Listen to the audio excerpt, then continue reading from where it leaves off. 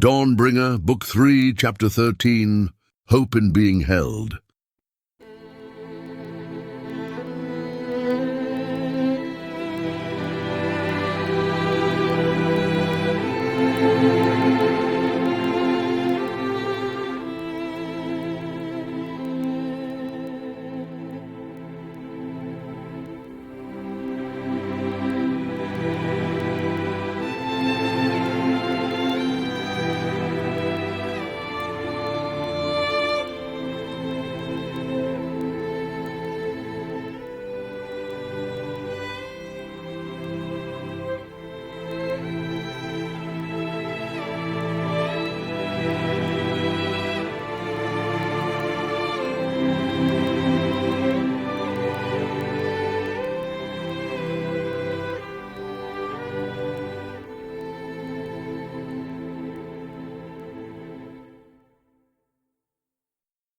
How is it that solitude can be both attractive and frightening, and that the experience of aloneness can be filled with both the deep pang of one's loneliness and with the joy of a deeper presence? But so it is. This Eldarian knows and feels now, realizing that for weeks his heart has been yearning for space, for time in complete solitude, not to distance himself from his companions, or even from the troubled state of the world that weighs so heavily upon his shoulders, but in order to let his heart breathe, reach out and receive. But now that he is here, he also feels beginning to flow in upon him the fears that he has carried with him, but which have not had the space to emerge fully into consciousness, not to mention the ripples of suffering and strife that trouble the waters of life, and which he cannot but take to his heart, in the compassion that is gifted unto him both as a man and as a bearer of the blood of the Velasi. Of what is he afraid? In this moment, one fear emerges above all the rest, and it reaches out with grasping hands as if to suffocate the very breath from him. He is afraid to be king. That is the simplest and most direct way to state it.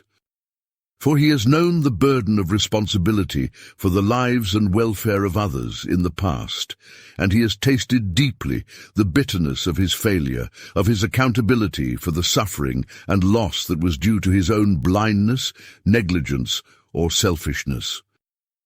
And he fears doing so again. What, after all, makes a king or a ruler of men, and what destroys him?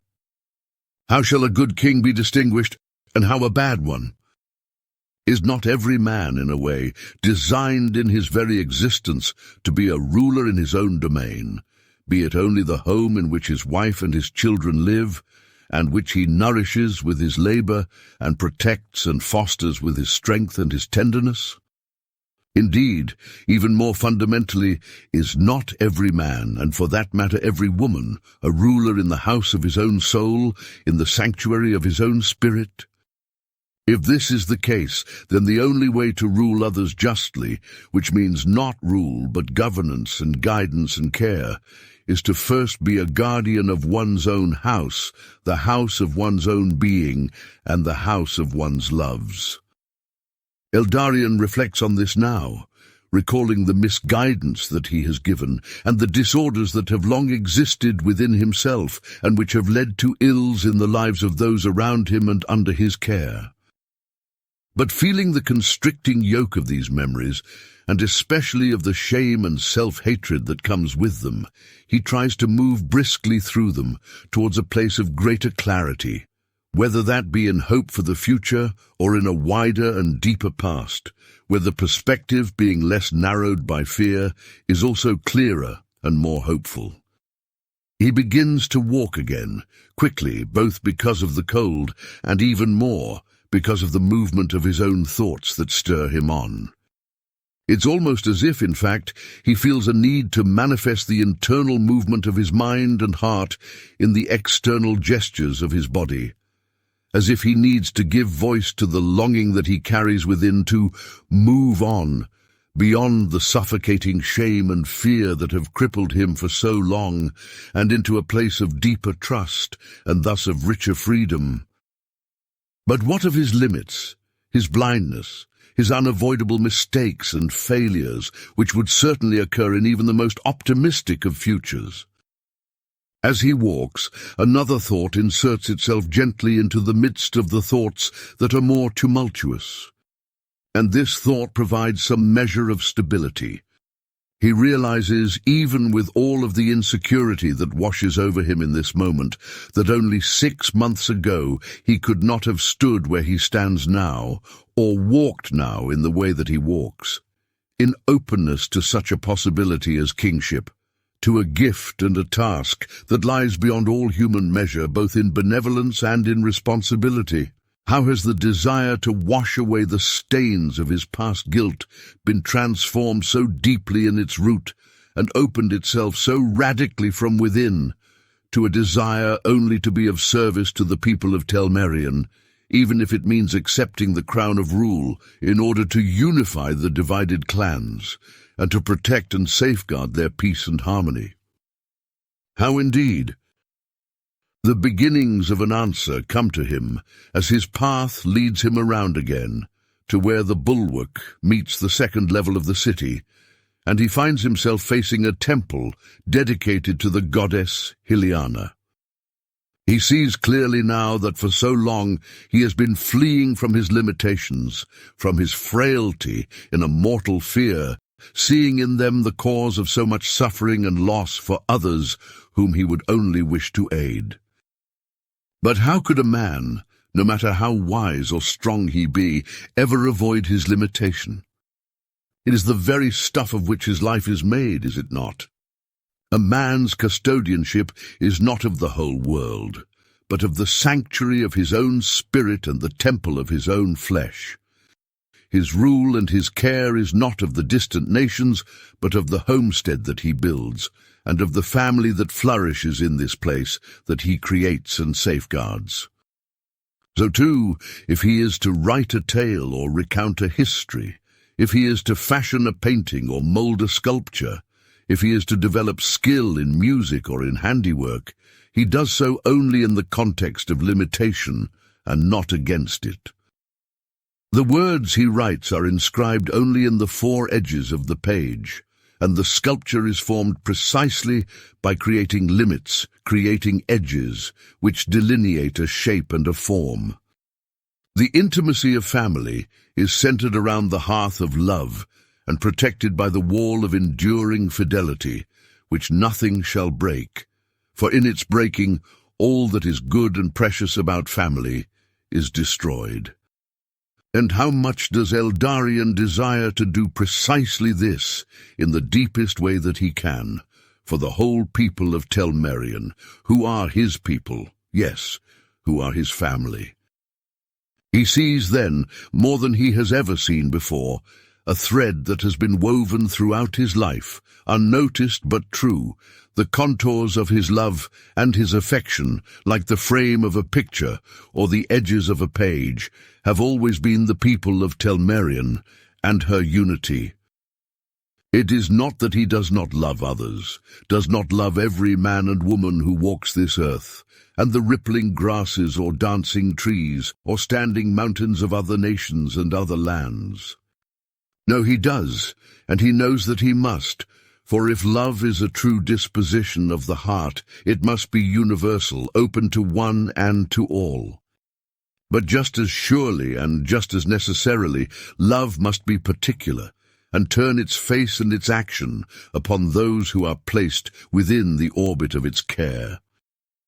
In these limits it finds, as it were, the path of its expansion, as well as the locus of its concretization. Here what is limited and what is universal in some way coincide and live together as one. Insofar as love remains true to itself, it maintains the rich tension between both, the love for one's nation and the love for all nations, the care for one's family and the care for all families, the reverence for one woman and the reverence for all women, the care of children and the love of all who are weak, little, and in need, and all who are growing gradually unto the fullness of life. And precisely such lines have been etched deep into Eldarian's heart, lines that are both the size of the universe, boundless in the openness of their expanse, and also the very shape of Telmerian and the contours of her people. And in him now, upon the occurrence of these thoughts, is enkindled the desire to devote himself to precisely such a love, in both of its dimensions. But what of the other kind of limitation that he feels, the one that causes such fear in him? For however limited the scope of his love may be, however focused, it is not the love itself that he fears, but his own inability to love, and the weakness and inconstancy of his heart, which has caused him to hurt others so many times in the past. Stiff now because of the cold and yearning for a moment of warmth before continuing his walk on its course back to the inn, Eldarian steps into the temple of Hyliana and finds himself enfolded in architecture both massive and intimate, with walls and ceiling that, surprisingly, give the impression both of closeness and of expanse. And as he walks forward into the main sanctuary of the temple, he sees the statue of Hyliana appear large before him, stone waves lapping at her feet while she sits upon a land rising from the ocean, the land of Telmerian, and in her arms a child, which suckles at her breast. Within the expansive intimacy of the temple, its closeness and its wideness, both true and inseparable as they conjoin in his experience, he feels as if the structure is bowing down over this woman, this Anaya, who cradles in her embrace all the peoples of Telmerian and their history. In other words, her love, universal in its scope, has transcribed itself to limits, has focused itself so directly and so fully as to be like rays joined in white-hot intensity upon a single object, upon the heart and the life of Eldarian Ilomil. And in this focus, this gaze of love and tenderness, she has both revealed the tenderness of the one who is the origin of all love, and whose heart her own heart but expresses and manifests, and has also entrusted unto Eldarian a great gift and task, that he may be a sharer in the same love and a custodian of the same mystery. And this, above all, he desires to do, to be transparent to the light of eternal love shining into this world, just as she is, to be in the service of the same mystery that her timeless existence manifests, and to which she has imparted him a share. In such a deep and wide perspective, for a moment all of his own weaknesses and limitations appear as nothing, less than a drop of water lost in a boundless ocean. And the flame kindled in his heart leaps up, and the answer comes. It is an answer given, not once and for all, as a possession to which he can cling, as if no longer shall he struggle or fight for the truth revealed unto him, but rather as the very ground upon which he shall always walk in every struggle, and the light in which all the coming days of his life, however dark they may be, shall be bathed. It is a gift and an answer which he does not hold, but rather which holds him. And it could be no other way, for the only answer to the awareness of one's limitation and inadequacy is the answer of being held by one who is greater. Only this one, who is security beyond any security given by one's own desire or capacity for faithfulness, or any promises of the world, can give an enduring peace and security that can sustain the mystery of love in its every expression, however specific and however universal it may be, whatever its depth and whatever its scope, even unto the four corners of the earth, in arms stretched wide in compassion and in gift.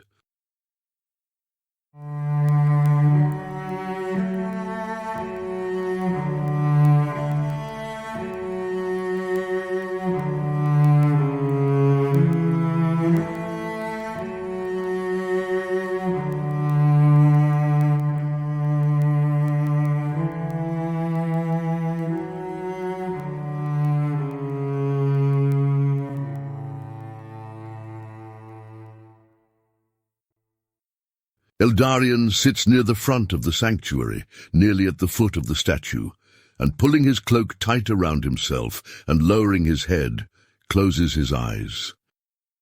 The sound of silence and of space seems to envelop him, quieting not only any noises of the city that could reach his ears, but even, little by little, the restless thoughts of his own mind and the anxieties of his own heart.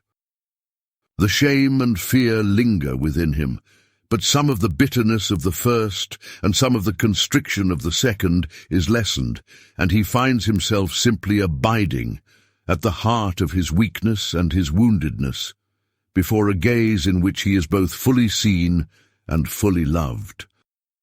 Many minutes pass like this, though he is little aware of the passage of time. He only stirs when he hears footsteps in the sanctuary, coming up the aisle and passing directly in front of him. But here they stop. He feels that he knows those steps, or perhaps better, he feels that he knows that presence. Opening his eyes and looking up, he sees Tiliana standing before him. She faces the statue with her hands clasped before her and her head bowed, though in a few moments she turns back and, smiling, nods to Eldarion. "I did not expect to find you here," she says. "Nor I you," he replies, rising to his feet. "What led you here?" Tiliana asks, looking at him with an unusual intensity in her eyes, as if she is moved by something of which Eldarion is not fully aware. "I happened upon the temple unintentionally on my walk about the city," he explains. "and I stepped inside both for warmth and for repose, and both I have found." "It is a beautiful place," she says. "I did not know it was here." "Were you not resting for the afternoon? Why did you come out into the cold?" "I was looking for you." "Really? I thought you said that you did not expect to find me here."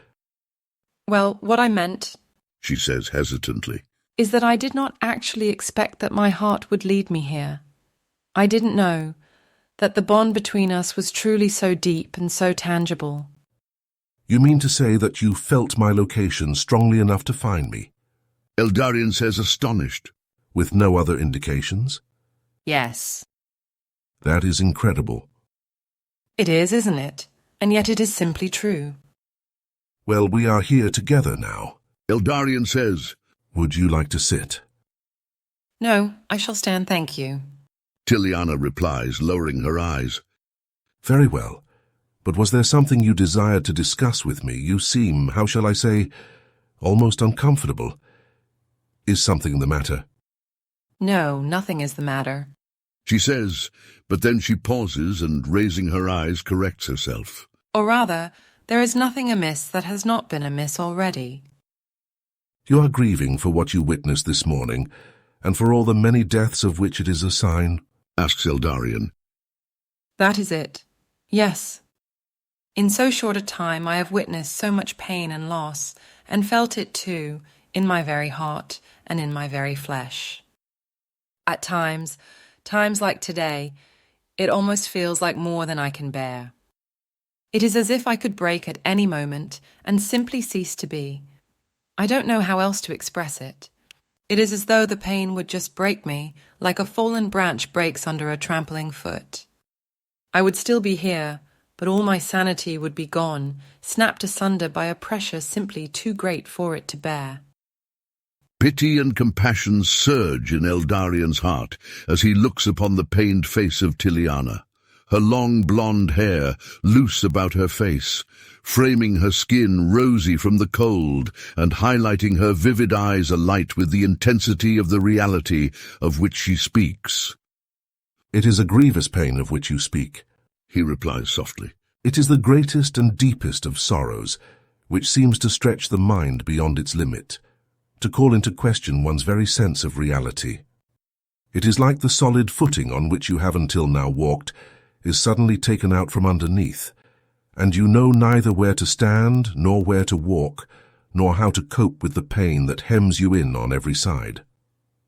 Loss such as this can have an oppressive quality about it.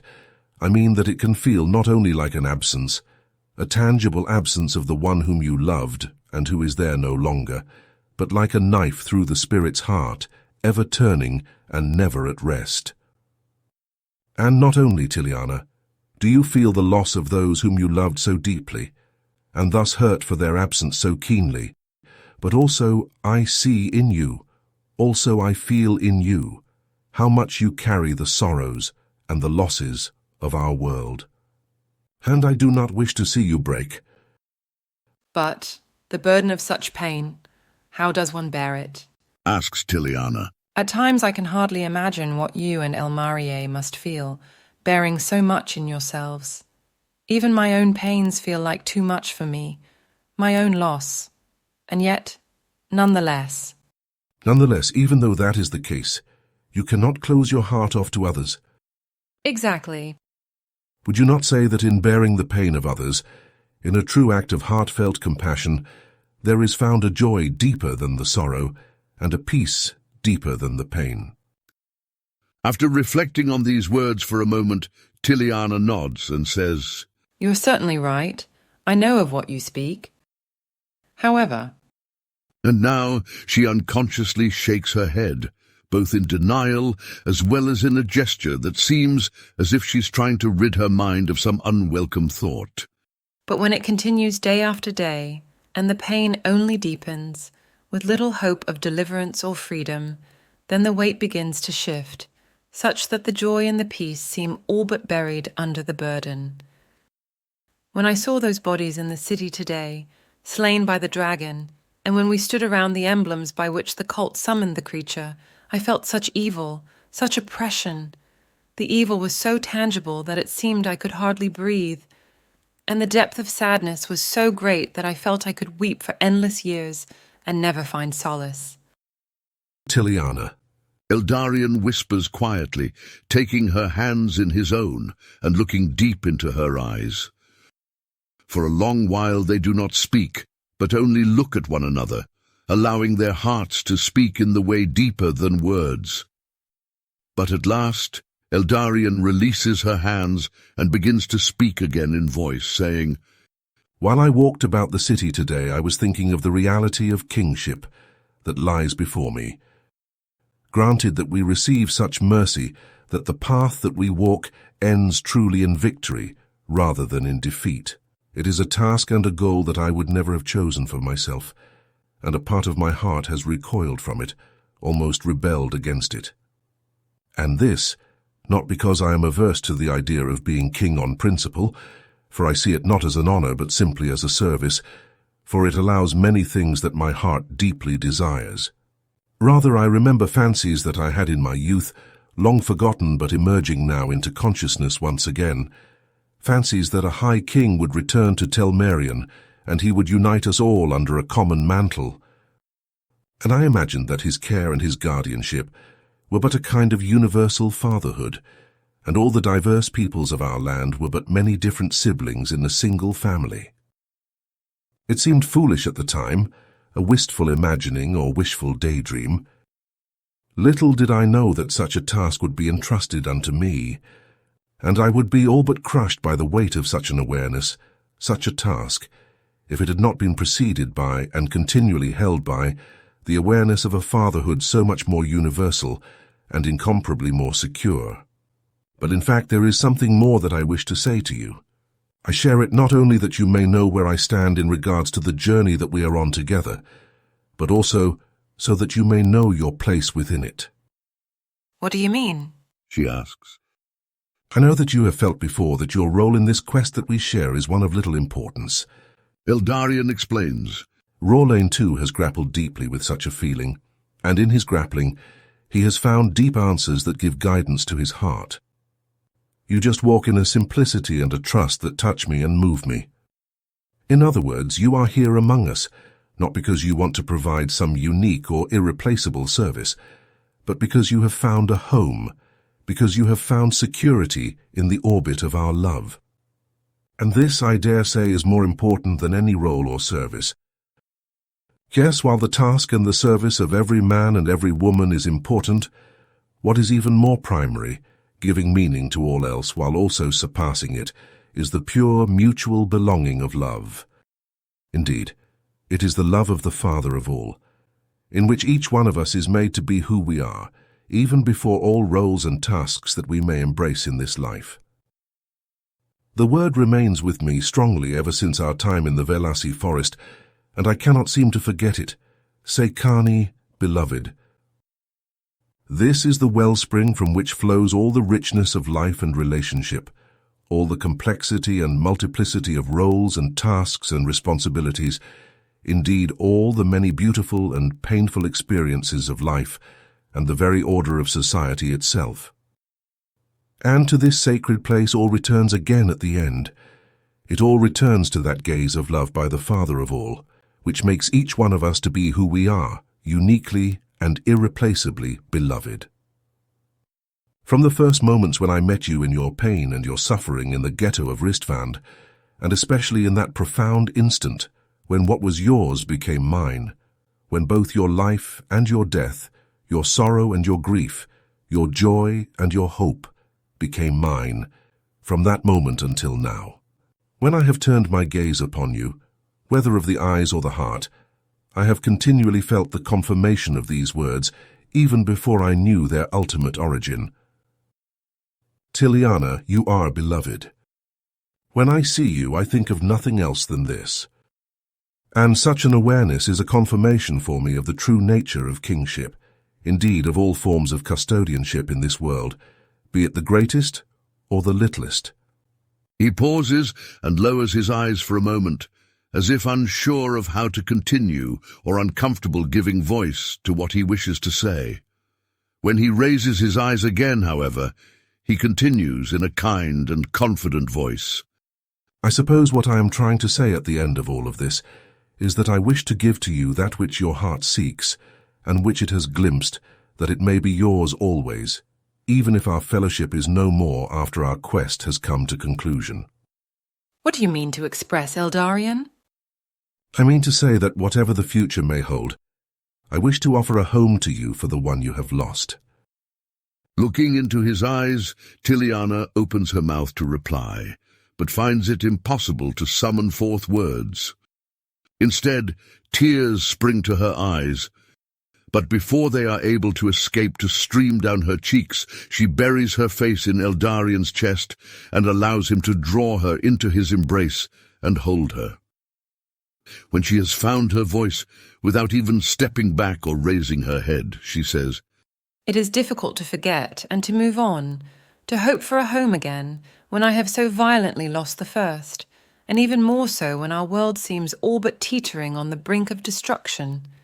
To accept such a gift again feels almost like too much to hope for, and even more so to ever desire again to bring forth life from my flesh, to create a home for the littlest and most vulnerable members of our race.